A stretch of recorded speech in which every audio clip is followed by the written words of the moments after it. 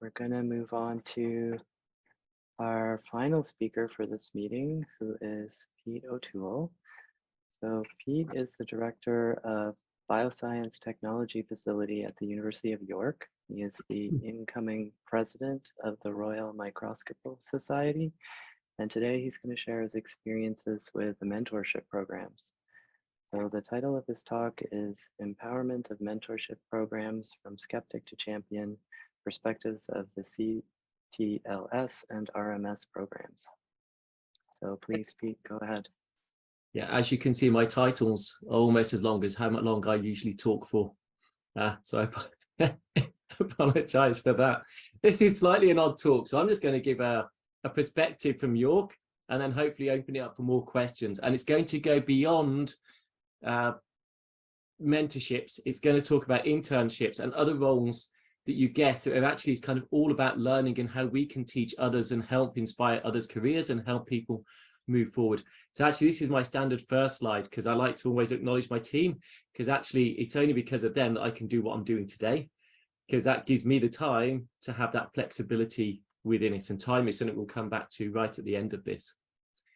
So let me just go through. So I quite like this picture. This was one of those days where I realized I overcommit me and I overcommit my team.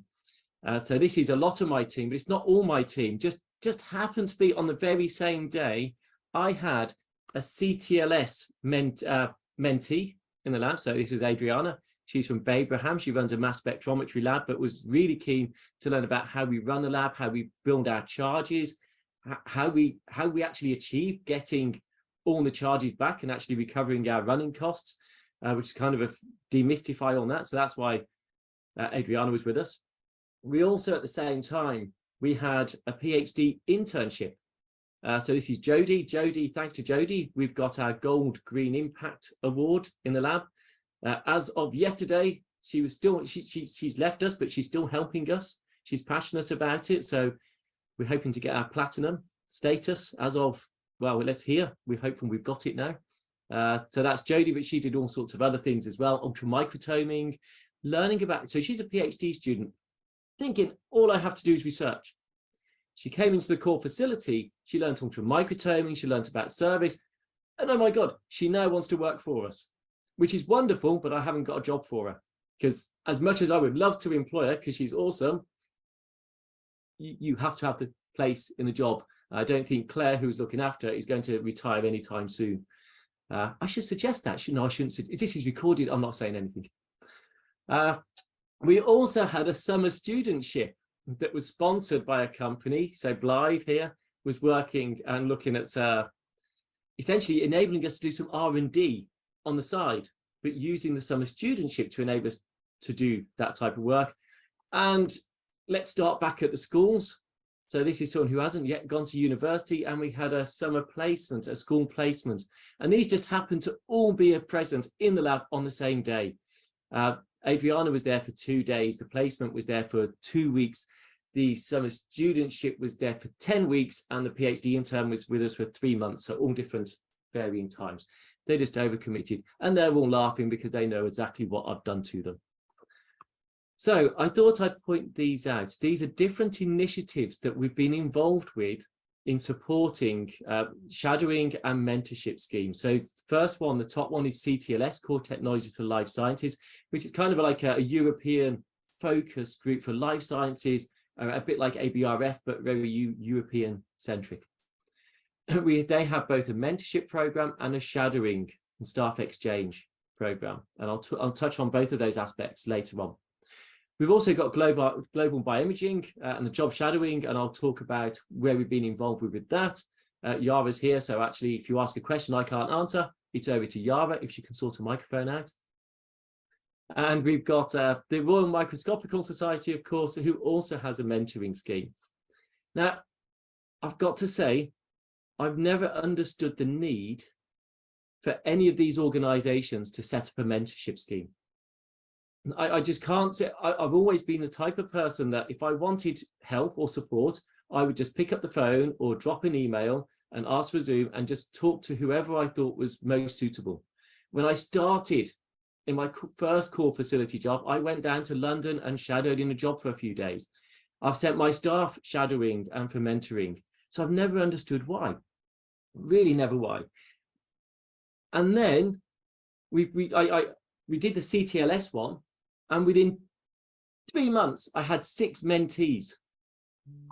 So it just shows actually not everyone feels comfortable doing it. Suddenly they realize we are open, we are happy to help. So I am completely converted. Without highlighting that this is a program and people are willing to do it, people are quite resistant of asking for help. And so now they know they can ask for help, and we're happy to do it. So if you're thinking of setting something up, do it, because it just formalizes the process. And I am a convert, as it said. So these mentees, they're not, so the list is down below. So we have Adriana, who's come to join the facility. We have Andrea, sorry, it's Andrea Lopez in the picture. Oh, good God, not Adriana. It's Andrea Lopez in the picture. Sorry, Andrea. So she was running the mass spec facility at Babraham. We have Adriana, who runs the core facilities wide. At Birmingham, we have Pedro, who's opening up an awesome new microscopy facility with almost no users yet. So he's kind of gone into a blank space in Madrid. We've got Darren Thompson, who's got a very strange, difficult situation at Exeter. He's working out how to balance between it. And Isabel Besant-Morton, who's now in Lisbon, Lisbon or Porto, I guessed, that's looking at setting up a new light microscopy for super res, which is where her skills are. So she was a hardcore, actually went into the commercial world, and now coming into the academic world and looking at how the mechanisms work. So they've all come for different things. So some of these are regular phone calls or Zooms or just email advice, quick questions sometimes. Others come from more immersive on-site visits. The RMS mentee, they've already done 2 on-site visits. They have regular online meetings. Their online meetings typically take an hour, and it's really about business and career advice. It's 2 different aspects to this. And this is a word of warning. Mentorship can be very varied for different people. Some need very little time and are super easy to work with and ask quick questions and everything's cool. Others come for a whole day and it's really immersive and super good. Others can take a lot of mentoring, and it's very hard once you start mentoring someone to stop mentoring them and to say no to them. And so some can take vast amounts of time and energy. And sometimes it's quite difficult when they're going down the wrong path to actually tell them that they're going down the wrong path and they need to move sideways or do something different. But as a mentor, I think that's really important, to sometimes be really honest and constructive in a positive way and find alternatives so they can actually see a better route forward. And that's actually, in Matt Francis's case, has paid out really nicely, because the initial ideas weren't so great.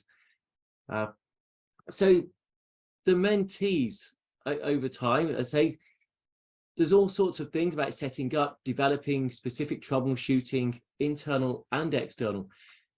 But to give you an idea of the questions that they come with, they want to know about charges, they want to know about budgets, making change, lab setups, influencing, staffing.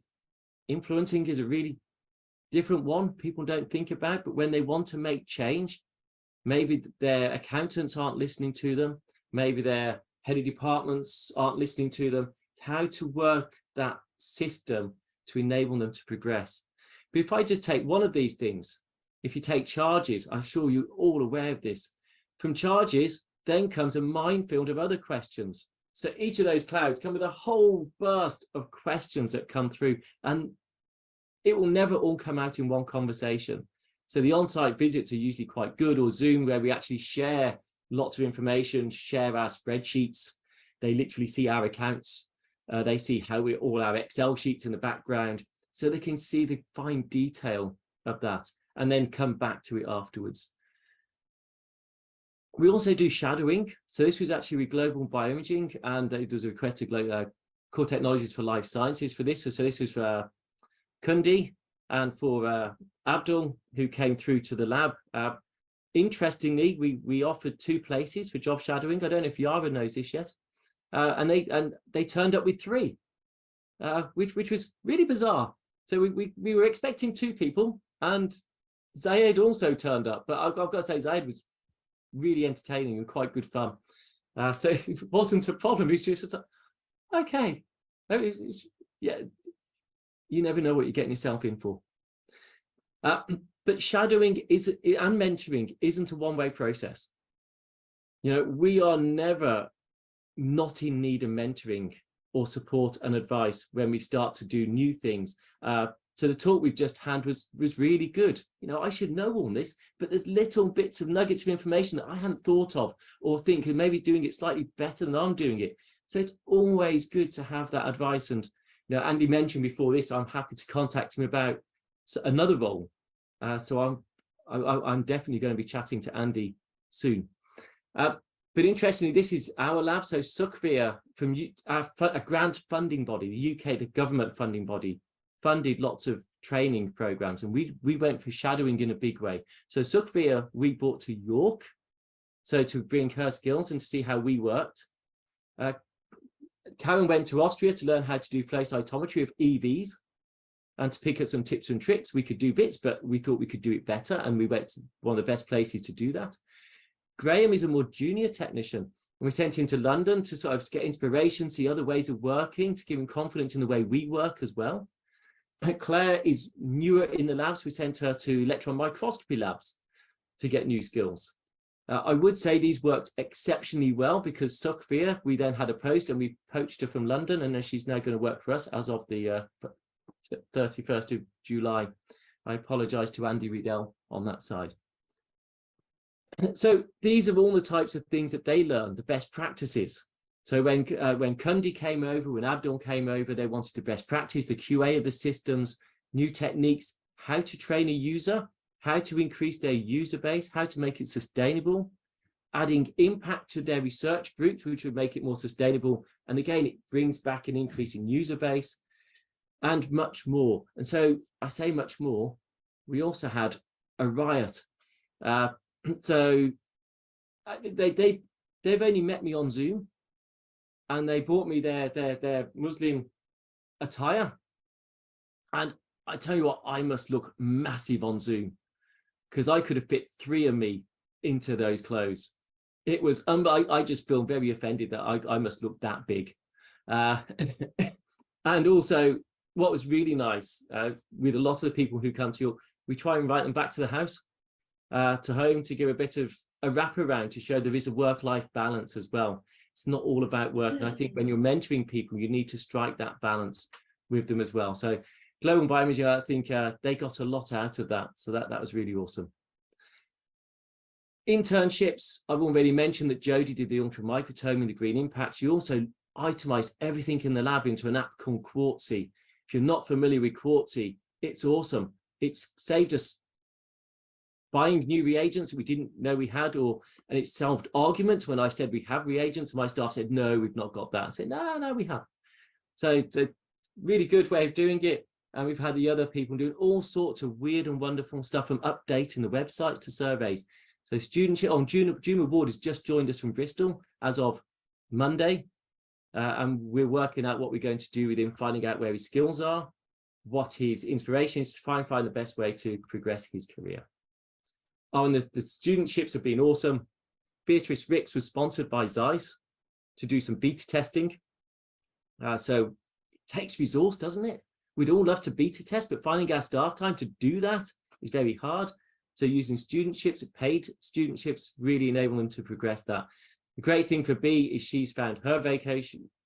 I don't think she would have got a PhD studentship without these studentships, because she hadn't done lab work because of COVID, and this enabled her to get practiced in the lab. She made a network, contacts, and she's now about to start to do a PhD at the Crick Institute down in London, which is one of the most prestigious places in the UK to actually get a PhD internship. So that's cool for that. And Eliza worked for another company, which also boosted her CV to then go into industry and to work. So this has had profound effects for the people coming into the lab itself. So why do it? The time, oh my God, it costs a lot of time. I reckon it's cost between 5 and 10 working days in a calendar year doing this sort of work. And we don't have that sort of time. It just means that at 9:30 in the evening, you're still working. But do you know what? It's really nice to help people. It's really nice when you see they get a job, or they get their PhD placement, or they go on to a different career that they hadn't realized before. So the motivation is really for, okay, it's just nice to help, isn't it? I don't believe, and what Andy's just shared means a lot of us don't have to reinvent the wheel. And so sharing that data means we don't have to spend so much time. It can be more efficient. But there are many other benefits to this, because it makes us reflect on our day job. Every time we self-reflect and think, are there better practices? They give us resource when they're in. They give us an excuse, a reason to do something different, something new, which is really cool. But it's not just me who are mentoring. We pass it on to our other lab team members. And that's important. So if you can pass it on to the other lab team members, they can also learn, and they can also get a bit more variety in their work, which generally gives them more fun and variety to their day job. So yeah, as I said, I was a huge skeptic, and I'm an utter convert. And as a core facility, it's not just mentorships, internships, studentships, placement students, all help the lab grow and progress really nicely. And on that, I will open it up for questions. Thank you. Thank you. Okay, I'm going to do clapping hands reaction. And does anyone have any questions about the mentorship program? Andy. Yeah, that's great. And it's and I know that our society, ABRF, has done some mentorship stuff, but I think it seems like you've really developed it quite nicely. I wonder, did you use some sort of a specific platform to approach the mentorships? That, like, there are mentorship programs out there that kind of offer a framework for mentoring, or was it more connecting, or did you have some sort of a specific approach to connecting people up to mentors, or was it small enough scale that it could be just sort of develop organically, or in a laissez-faire manner? So start off with CTLS. There's a website. So you had the link at the start, and Global BioImaging has its website, and then that contacts you through. So the CTLS one, actually, you click on that and it comes directly to the mentor. The request from the mentee goes straight to the mentor, and then you get it. There is a fault there in that CTLS are then blind to who's asked to be mentored. So they can't keep track very easily of how many people are actually engaged in it. So we had a meeting and they said, oh, the mentorship scheme's disaster. We've only had 2 people through it. And I'm thinking, wait a minute, I've got loads. And others have got loads. So we're having to just tie that up. It's different for Global Bioimaging. That goes to the office then farm it out to who they think is best fit. The CTLS, thank you, Yara. The CTLS page that's there actually has who the mentors are and what their skill sets are, so what you can do with them. Global Bioimaging, again, gives you all that information. So the framework is there to make the contacts in the first instance. When it comes to the mentorship, there isn't really a framework, because I think everyone has a different case. Everyone wants something different out of it. Some just want a 1-hour help about a specific element. Others would like to know someone's at the end of a phone all the time for them to help support. Others would like to come and visit, see it all. So I think I don't think it's easy to have a framework at that point for actually how you mentor the person, because everyone is demanding, is really, really the wrong word. Everyone is needing or wanting different bits of information. I think it's important to then give them what they're needing, not too much, just to help them with what they want. So is that great point? Yeah, no, that's a great point. Thank you. We tried to develop something according to a standardized framework, and I definitely agree with you. It seems like your approach is better to be flexible. Thanks, Andy. Dan. Hi, that was fantastic. Really enjoyed that. I was just curious about one of the statements you made early on in your presentation was that saying that people were reluctant to ask for help, and I completely agree that can happen. But I also wonder, how much of it do you think is people just don't know where to look? They would love to ask for it, but they have absolutely no idea where to start. That's an interesting point. So actually what I didn't mention is I have 3 or 4 other mentees that are just through diffusion that have come directly, and I meet very regularly. The one was formal every month when they started their new sort of core director of core facilities, and meet them once a month. I have another couple of people who just know they can call at any time, even for just help with their CVs of how to spin it to go for a job. So it's that sort of help. Interestingly, some of the people on the mentees that are there, I didn't know them all. So I think it was useful for them to go to the page and identify it. Others I knew, but obviously they didn't feel that they could ask. And so I think it was knowing that they could ask me made that difference. So I think there was only 2 that I hadn't known before. And the others were, I think they didn't know I was open to be approached. Me, I'd approach anyone at any time. So it's mind blown that they couldn't, or they didn't think they could, which is why I think it's actually good to highlight you do these things. Yeah, great. Thank you. Yeah, we do. Great talk, and again, like, great initiative. Like, I think being both mentee and mentor for several different things, I think I completely agree with your comment about like how different mentees have different needs, and you know, it just kind of develops organically, and kind of framework is sometimes difficult to fit in. But I just wanted to double check, like on this program specifically, do people need to be members of CTLS, or like how do they approach first, and is it like more like kind of an in-person things only, or in the last few years, there's a lot of like virtual things, and I believe like you do host globally kind of people coming in as well to your labs for shadowing, but are there also those virtual mentoring opportunities as well that people can utilize?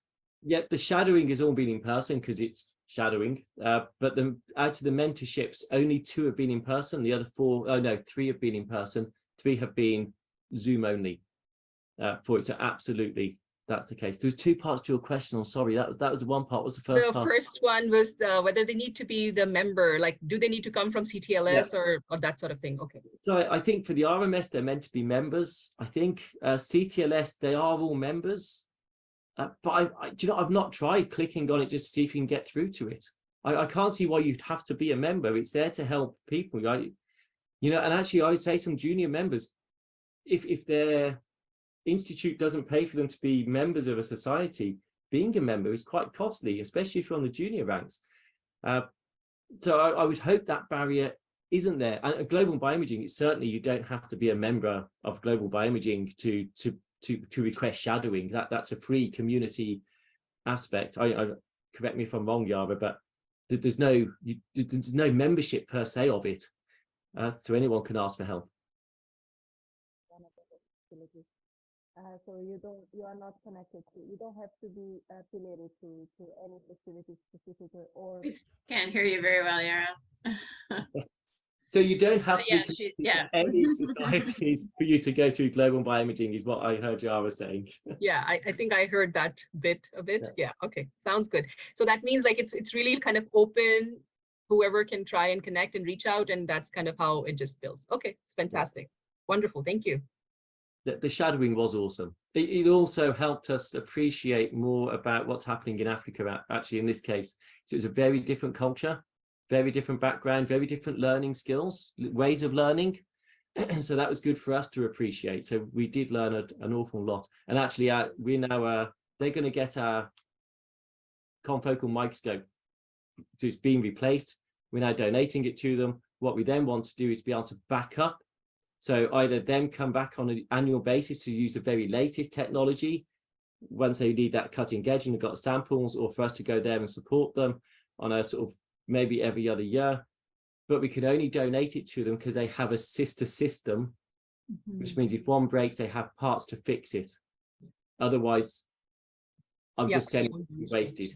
But I've got confidence that they can support it, and they have an engineer that can do that as well. So actually, it's also given us bigger outreach to support as well. Sorry, just to follow up on the shadowing part. So I mean, if the shadowing is in person, so again, there might be some funding involved in that. So that's something that whoever is coming in for the shadowing, they arrange, or is there again like some kind of funding resource that they can try and leverage into. So for CTLS, there may be a bit of funding for travel side of it. For the RMS, there's no funds. Interestingly, we're a cost recovery center, so we're meant to be charging all our staff time, all our instrument time. You can't charge someone who's shadowing because you're shadowing. Unfortunately, when someone comes to shadow, they generally don't just want to shadow what you're doing. They want a bit more teaching as well. So it does cost us time, but I would class that as training for us. So it gets on our training side and that then goes onto the cost. So we lose it that we can justify. There's always pragmatic ways to enable it to work. But I think Global Bioimaging, actually it might have been Chan Zuckerberg that funded some of that. If you grab the chat, Yara's got some I can comment on it too, because we've had a few. So yeah, there is funding from BioImaging for the job shadowing. So funding for travel. And we did one here where we were able to get support from the company, and we actually billed our staff time as part of the job shadow because the person was here for a whole week, you know. And so we did build in some funding for the facility for our time. I just wanted because that was, we had 2.5 weeks. Yeah, no, happy to chat about some ways we were able to make that happen, because at first people think, you know, why should we pay you to mentor, you know, and then it's like, but you know, this is costing us a lot. So, and I agree with you, there's also all the benefits, but I wanted to just make a couple comments. I was part of the ABRF pilot mentorship program several years ago, and I was mentoring this one woman who was very new to the area, and she was overseeing all the core facilities at a whole institute. And she was having a really hard time with one of her coworkers and getting sort of recognized because she was junior and all this sort of stuff. And she just needed a cheerleader.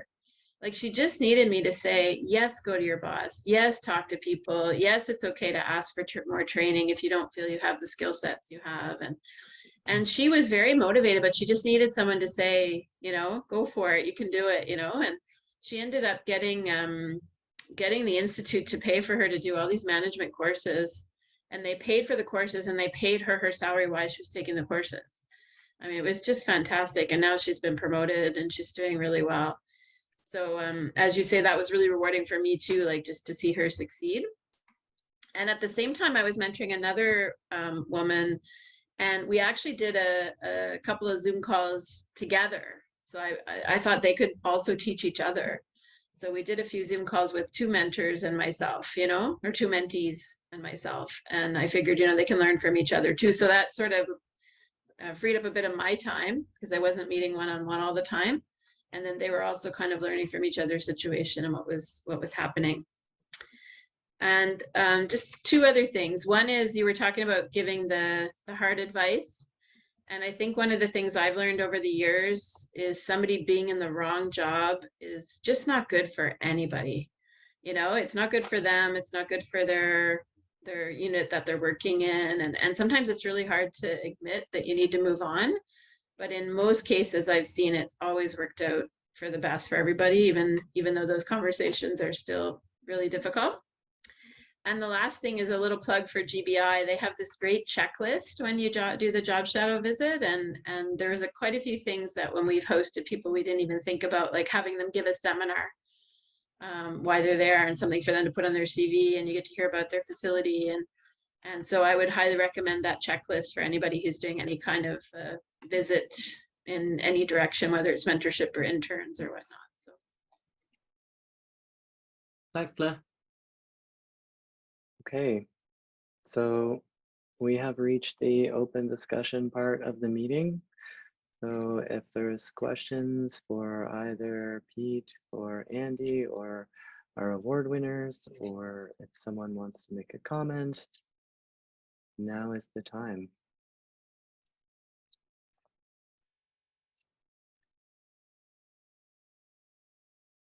I'd like to thank everyone for their really interesting comments.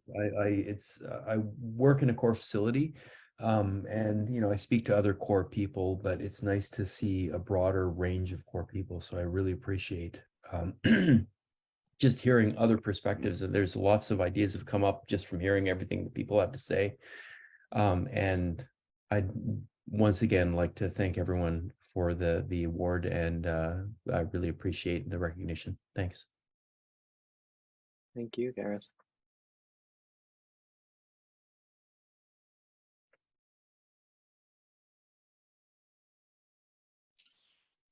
I had one more question for you, Andy. You had mentioned about finding a champion in administration and working with HR and so on. And I just wonder if you have any sort of general tips. If you don't have that champion, how can you find one? Or if you can't get the voice of HR, do you really have to wait until an essential personnel is leaving? To, like, I know that works, but wouldn't it be nice to just do it up front before they want to leave, you know, and save everybody a lot of trouble? Yeah, I think finding you can, I think in most cases you can find someone who has somebody's ear, who knows the importance of your program or of cores on campus. And it might be an influential PI on campus, an investigator who can talk to someone about the needs, maybe one of the VPs. It might be the VP of research that's really supportive of you, that can really push things forward. In our case, the VPR was really quite busy with a lot of other things, so I didn't really get that person's ear. COVID being what it was, he had a lot of other things on his plate, but I didn't really get his ear until he was very supportive, but until that point where about 70 different PIs assigned and sent a letter to him saying that in this case, the flow cytometry core we were going to lose in a critical piece of our studies, of our research infrastructure, that he was able to say, okay, I need to take the time to at least green light this. And my job then was to make sure he didn't have to spend any time on it at all, other than approving things. So our whole program started with a couple of one influential PI who said, we really need to have a program that develops cores as a unified group on campus. And he got the ear of the VPR, and the VPR put him in charge of trying to hire someone to do this job. And that's how I got hired 11 years ago. So I think you can always find somebody who can talk to somebody. It's just a matter of striking when the timing is right and being ready. I brought this to the VPR right before COVID, and he said, well, we're going to take a look at that, but we haven't really got time at the moment. And then COVID hit, and then I was kind of prepared, a little bit prepared for when the crisis hit. So it's you kind of, sometimes you do have to wait, but if you're prepared, you can jump in and take action, take positive action. That has the side benefit of making you look like a hero.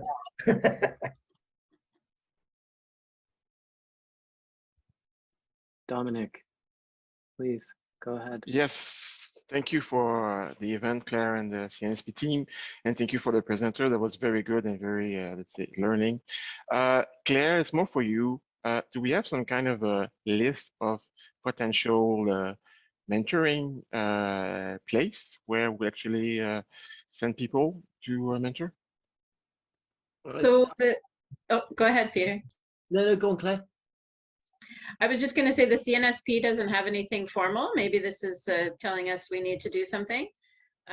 Yes, but we can maybe, certainly collect together the resources that were talked about this evening and send it around to people, maybe put it on our website as well.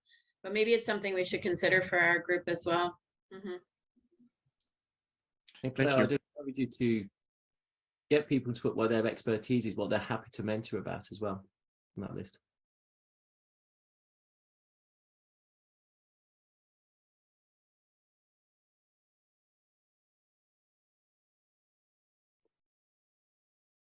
Such a shame Zoom doesn't have tumbleweed sometimes. It needs background music like when you're on hold. We could have you sing, Pete. I've heard that. Actually, nowadays there are some Zoom meetings where when you are in the waiting room, you would hear the music, and when there's guests arriving, you hear the music. And I'm really interested in knowing, like, where do you get that? Because there needs to be some music as well.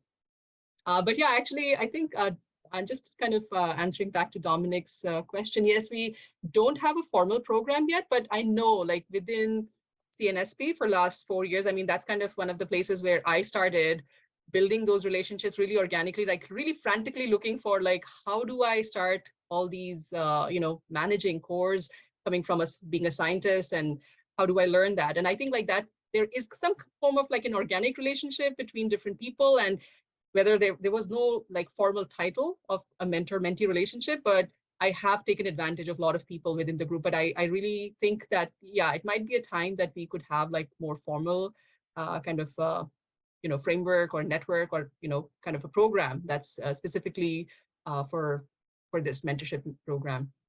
Like that idea. I'd just like to highlight Yara's comment in the chat too, because I know that her audio wasn't very good earlier.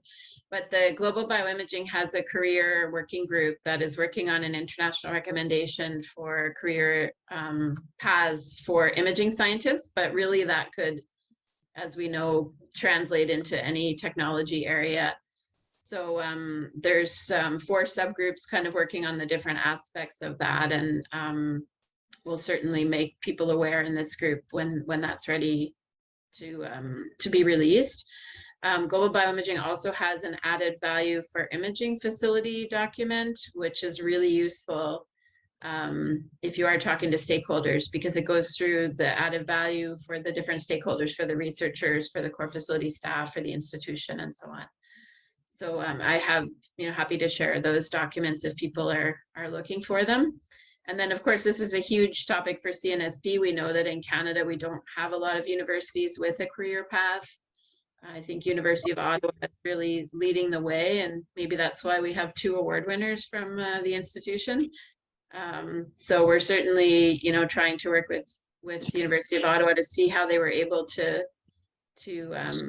get that sort of a program going in Canada, and try to gain attention at the other institutions to see what's being done. I just thought I'd mention, I shared a link to a manuscript from JBT that accidentally I shared it just to Gareth first, but then I shared it to everybody else. But it outlines our process in a little bit more detail.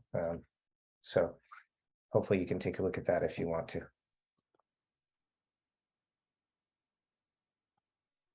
Okay, thank you, Andy.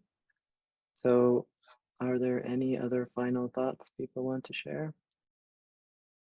I will say that this will be our last community meeting. We're going to take a break for the summer, but we are busily planning the in-person scientific platforms meeting for the fall.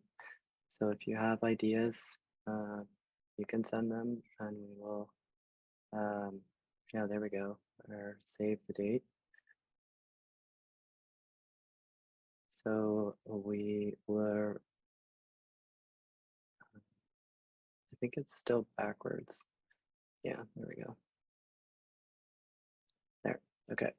So yeah, busily planning this meeting. Ideas are welcome, send them in. We'll take a look, and hopefully we'll see a good crowd in Montreal in the fall. Claire, is there anything else you want to add before we wrap up today's meeting? No, I think it was a great session, and thank you, Jeff, for moderating so well, and for everybody for keeping on time. It was a great discussion, and look forward to seeing many of you in November in Montreal. Thank you for the opportunity. Yes, thank you, Andy and Pete, and thank you, award winners. It was great to have everyone presenting today. Thanks all. Bye. Thank you, everyone. Bye. Thank you. Bye.